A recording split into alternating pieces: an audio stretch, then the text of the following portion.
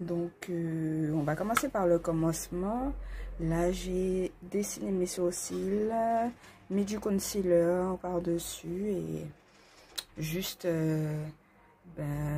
ma crème hydratante. Enfin, ma crème hydratante, j'utilise de l'écran total en temps normal en guise d'hydratant puisque, bon, je suis dans un pays chaud, donc voilà. Et pour commencer, je vais venir appliquer une base. Là, je vais utiliser la Camera Ready de chez S Cosmetics. Là où vraiment j'ai les pores dilatés.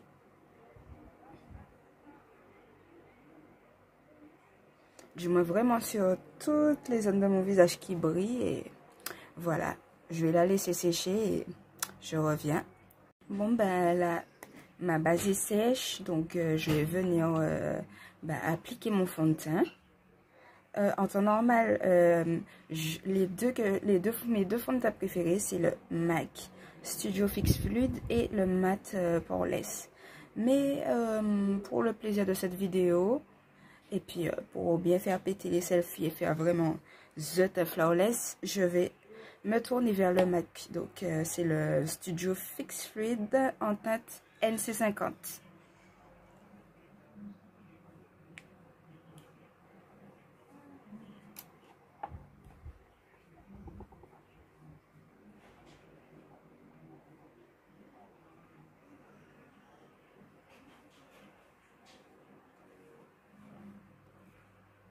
Je vais venir ensuite prendre un pinceau plat comme ça et je vais bien tapoter.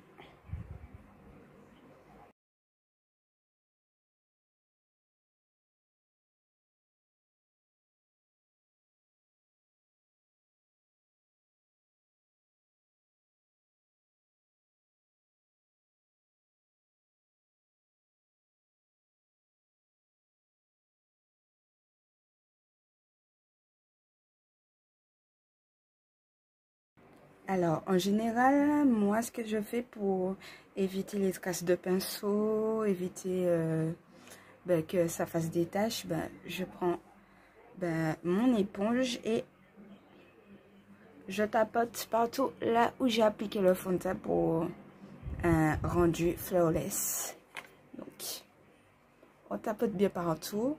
Et aussi pour petite astuce pour que ça ne fasse pas une espèce de halo blanc et tout.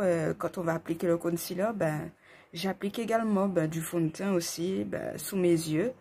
De toute façon, je vous les montre qu'en appliquant le fond de teint. Donc là, je vais utiliser mon éponge et je tapote, histoire de bien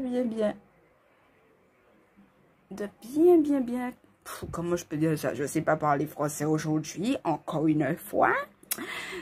Pour bien donner un fini naturel au fait. Donc voilà.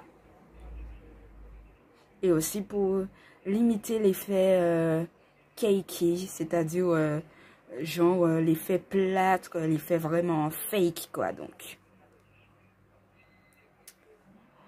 le beauty blender, le blender, l'éponge comme tu peux penser est ton ami. Je répète, l'éponge, la beauty blender, the makeup sponge, c'est ton ami. Donc voilà, on étale bien. Je vais ensuite venir appliquer mon concealer. Donc c'est le LA Girl en teinte faune. Je vais l'appliquer aux endroits stratégiques, genre sous mes yeux, vraiment en très petite quantité. Après, en général, tout dépend de mon mood. Si je veux vraiment faire un highlight super dramatique, je descends en normal plus bas. Mais comme la vidéo est vraiment focus sur le teint et j'ai pas spécialement envie de trop maquiller mes yeux ou mes lèvres ou quoi que ce soit, du moins vraiment j'ai envie de plus focus sur mon teint, je descends pas plus bas que ça au fait. Donc voilà. Par contre, Faut faire très vite pour travailler ce concealer parce qu'il sèche super vite.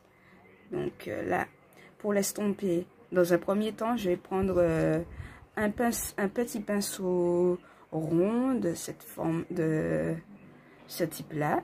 Et je vais l'étaler par petits tapotements.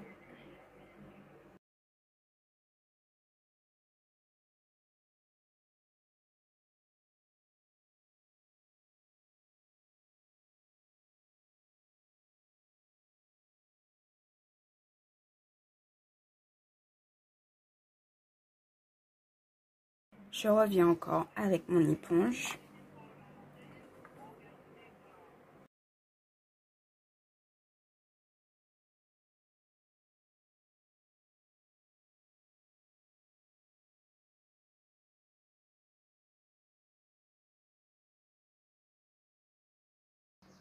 Je vais venir ensuite poudrer mon visage avec, du moins poudrer la zone T avec ma poudre libre True Color de chez Black Opal. C'est la teinte médium. Donc, avant, j'avais tendance à baker avec les poudres, mais depuis que j'ai trouvé cette technique-là et puis que j'ai trouvé ces pinceaux-là, de toute façon, il faudrait que je vous fasse une petite revue sur ces pinceaux-là. Donc, voilà. Je trouve que ça me donne plus joli teint. Donc, je poudre la lentille avec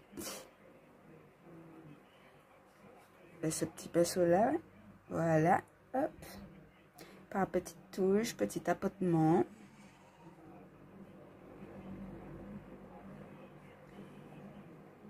Je sais pas, je vois qu'il y a des nanas qui sont très fans de poudrer le nez, mais comme j'ai les pores dilatés vraiment dans toute cette zone-là, au fait,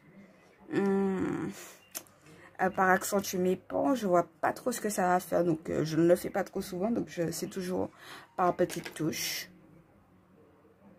Et je vais reprendre la même poudre. Je sais que c'est pas une poudre de ma couleur, mais par petite touche, au fait, ça me matifie le visage. Donc, je vais venir avec un pinceau de la grosseur de ma tête, un big pinceau, poudrer le reste de mon visage.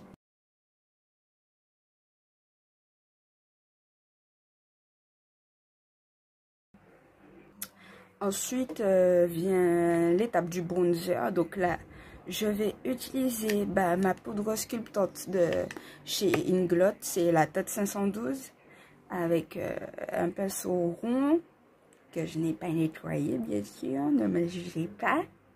Que je vais appliquer en faisant le 3 au fait. Comme ça.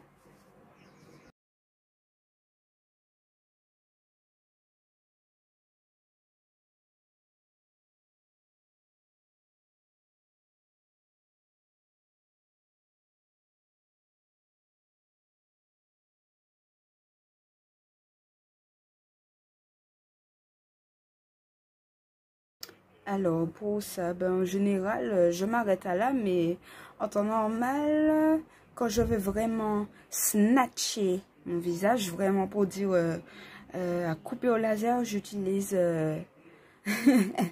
j'utilise une poudre encore plus foncée et puis que j'applique là, par exemple, histoire de vraiment structurer mon visage. Enfin, je sais pas si vous voyez ce que je veux dire, donc voilà. Donc, là, je me suis juste arrêtée au bronzer. Et la prochaine étape, c'est une étape optionnelle. Attends. Bon, la prochaine étape, en fait, c'est optionnel, mais des fois, j'adore le faire pour le petit côté à couper au couteau sans faire de contouring extrême. Je prends une éponge comme ça et ouh, ça y est, je casse la baraque, pardon. Et je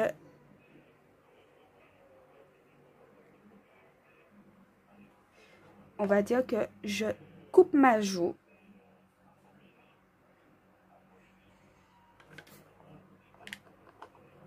Allez, on n'hésite pas à prendre pas mal de poudre pour ça. En fait, on va dire que je fais un mini baking de mes dessous de joue, en fait. Donc, voilà. Hop là.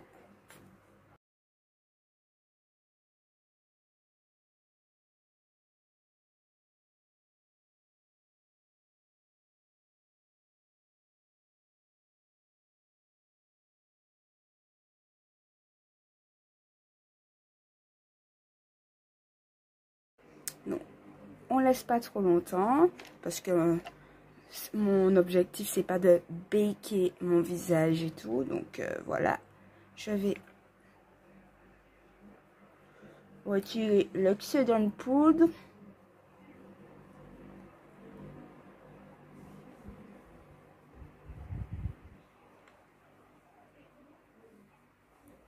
Et voilà. Je vais ensuite passer au highlight. Et là, je vais aujourd'hui utiliser mon Milani Strobe Light en numéro 04.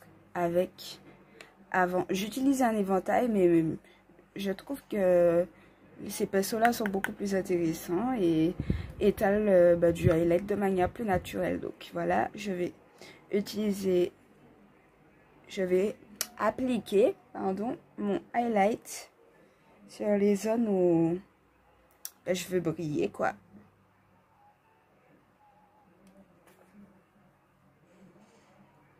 Tout petit peu sur le nez.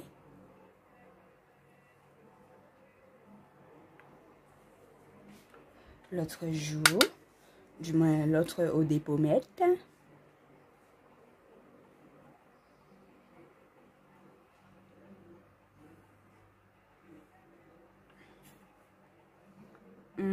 De temps en temps, j'aime bien m'en mettre un peu sur l'arc de Cupidon.